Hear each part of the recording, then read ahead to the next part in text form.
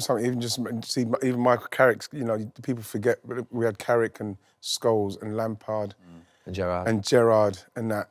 It's you know when you hear it, you just feel like that's. But again, a lot of options, all right. You can have too many options. Too many options. Yeah, but that's but then we're talking about having Scholes, options. Having options at that level with the managers that you have, they're supposed to deal with. They're supposed to sort that out. We can't have fucking Scholes. It's the way your team plays as well, don't it? If you think about it, when I was playing with Roy, we were such an attacking team because he's not saying, Roy's not saying he wants to get involved. He's fucking down the right wing, down the left wing. He's everywhere, and he's back doing what he should be doing for the team.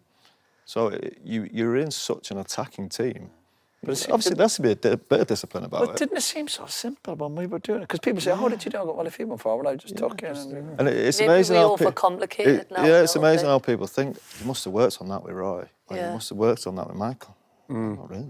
We'll get back to Scholesy in just a quick second, but remember, if you like this video, please like, share and subscribe, and don't forget to click the notification button so that you know when the next Big D video hits.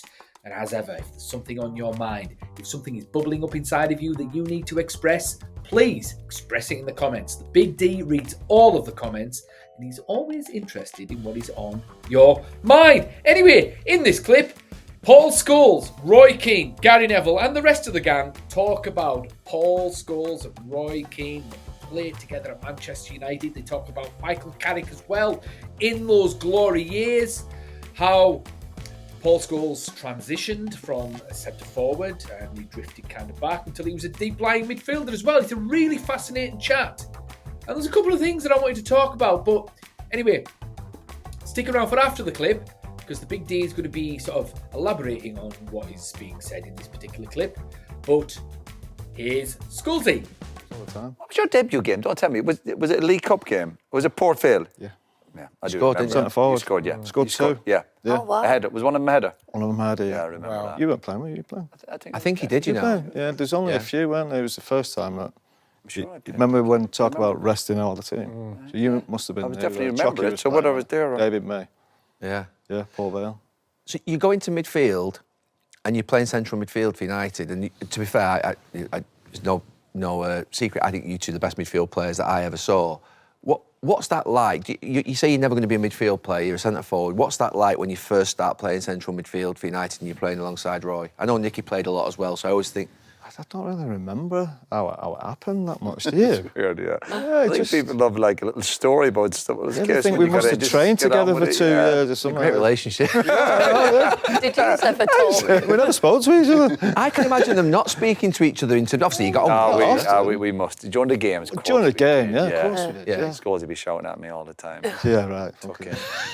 Did you shout in a game? Like, you know, when you used to play, like there was certain players on the team, I was like, shut the But not shouting, but not shouting like that. It was like having a manager next to you. Yeah, Was it? but you're not in a negative way. Obviously, there's a Yeah. perception out there be having a go. The odds, I'll be like, come back in, or well done, or... Oh, yeah, there was the well done's, of course, was it? It was also, if Yeah. you didn't pass it to him, or you give it away, fuck, you know. You're getting It weren't, that just weren't a Saturday, that was every day in training. Yeah.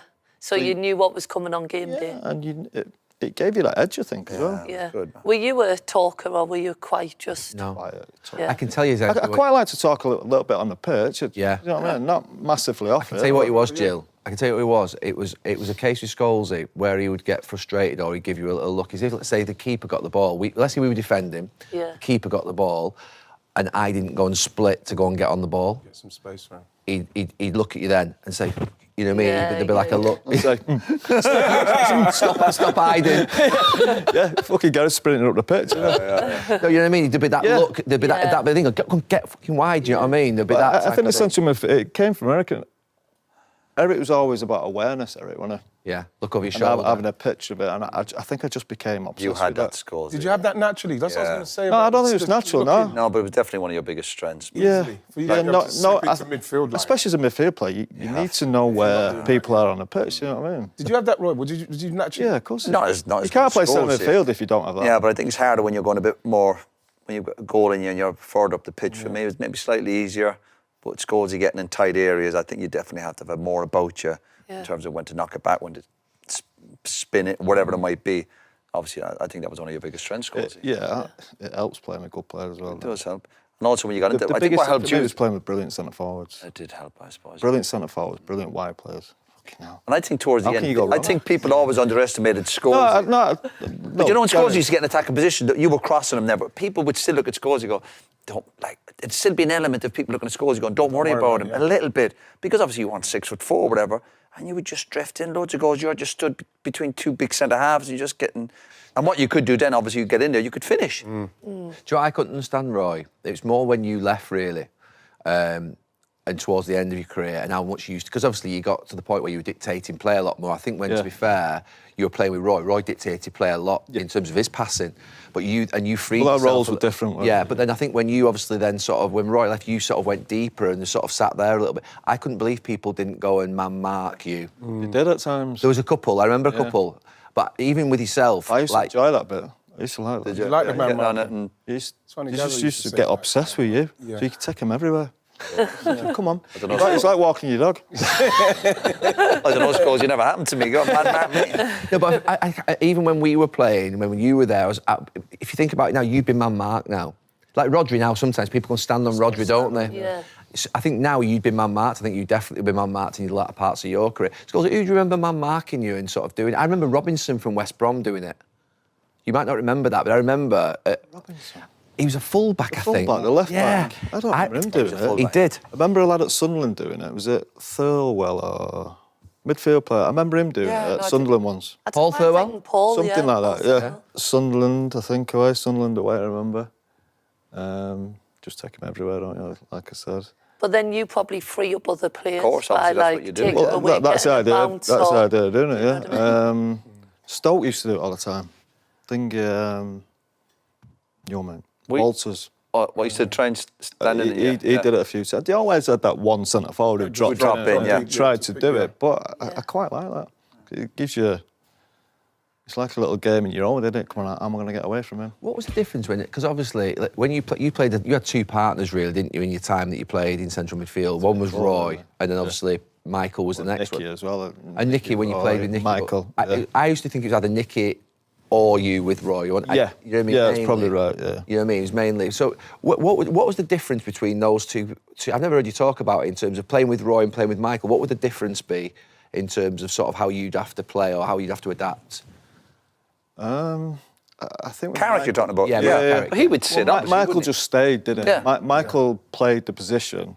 If you wanted someone to show an example of how to play that position perfectly, always been in the right place, that was Michael. Yeah. Keeping the ball ticking over. Keeping the ball ticking over, simple, but he could get forward, don't get me wrong, and he had the goal in it. One passing forward, He always played that position perfectly. Yeah. That was something I could never do. I was fucking off somewhere. Because there's a discipline to what he was doing. There's a discipline towards it. Of course, it's amazing how you're in the right place all the time. With Roy, because it was different, because if one of us went, one of us stayed. Yeah. That was just the way we were coached then. You know something, even Michael Carrick, you know, people forget, we had Carrick and Scholes and Lampard And Gerrard. And that. It's, you know, when you hear it, you just feel like that's... But again, a lot of options already. You can have too many options. Too many options. Yeah, but but then we're talking about having Scholes, options. you play on the left having wing. options at that level with the managers that you have, they're supposed to deal with. Right, They're supposed to that's the sort that challenge. out. We can't have fucking It's Scholes the way your retiring. team plays as well, don't it? If you think about it, when I was playing with Roy, we were such an attacking team, because he's not saying, Roy's not saying, he wants to get involved, he's fucking down the right wing, down the left wing, he's everywhere, and he's back doing what he should be doing for the team. So you're in such an attacking team. But obviously there has to be a bit of discipline about But it. didn't it seem so simple when we were doing it? Because people say, how did you do it? I go, well, if he went forward, I just took it. And it's Maybe amazing we how overcomplicate it now. Yeah, it's a little amazing bit. how people think, you must have worked on that with Roy. Like, Yeah. you must have worked on that with Michael. Not really. No. First thing I just want to sort of mention is they were talking about, like, Paul Scholes, if he played today, he would be man-marked. And they talked about Rodri and how he gets man-marked. And you know, obviously, because he's fantastic players and all of that. And it just got me thinking about Rodri. And Rodri is an absolutely fantastic player, fair enough. Did he deserve the Ballon d'Or that year? I mean, I don't have any qualms with a deep-line playmaker winning a Ballon d'Or. I really don't. Because, you know, it's always the striker, it's always the centre forward, it's always the winger, it's always the flashing one. But it's nice to see every now and then someone with a bit more tactical nous sort of getting it. if you know what I mean, you know. But the point I'm making is Rodri won the Ballon d'Or, and it was deserved. But is he just in the right place at the right time? You know? Because we live in an era of the system, the tactics, and all of that. I mean, it's the system and the tactics that are the star now of football almost, you know? And do the players suit a certain system? You know, gone are the days of the individualist footballer. I mean, there's still one or two knocking around, don't get me wrong, and they'll probably make a comeback at some point. But at the moment, certain players are kind of, well, they're getting the credit that they deserve in this era than what they might have done in a previous era. So it just got me thinking. Michael Carrick was brought up in this particular chat. And I'm not necessarily making a decision on this. I am just posing a question. And that question is Rodri any better than prime Michael Carrick? Because Michael Carrick was an absolutely phenomenal footballer. He was brilliant at what he did. Very specifically, very good. And, I mean, you know, these guys here have just complimented. I mean, imagine getting complimented like that by Paul Scholes, another phenomenal midfielder. And it just makes you think, is it only because Michael Carrick was in a team with Wayne Rooney, Cristiano Ronaldo, Carlos Tevez, Ryan Giggs, Paul Scholes, that he just kind of went unnoticed? And that if he played in today's game, and especially if he was sort of the anchor of a great side like the Man City side that won the treble, or if he played for United now and he anchored the midfield because we're in desperate need of a midfielder, and then somehow that made a difference and we went on and won the league or something, would he be nominated for Ballon d'Ors, for Player of the Year awards and all of that good stuff? Would he be more recognised in today's game? It's a good question. Now, it also poses sort of, it reminds me, shall I say, of the conversation that used to happen back in the day as well, and when we used to talk about Paul Scholes specifically. If Paul Scholes was Italian or Spanish, he would have been the absolute diamond starter who would have the team built around them. I mean, look at Pirlo. Pirlo had the Italian team built around him, right? Those Spanish lads, Xavi, Iniesta, they had that team built around them, you know? So if Paul Scholes had been Spanish or Italian, would he have had the team built around him? And it's only his bad luck that he was kind of English. Well, he was English. And we never really thought about things from a tactical perspective in any great detail.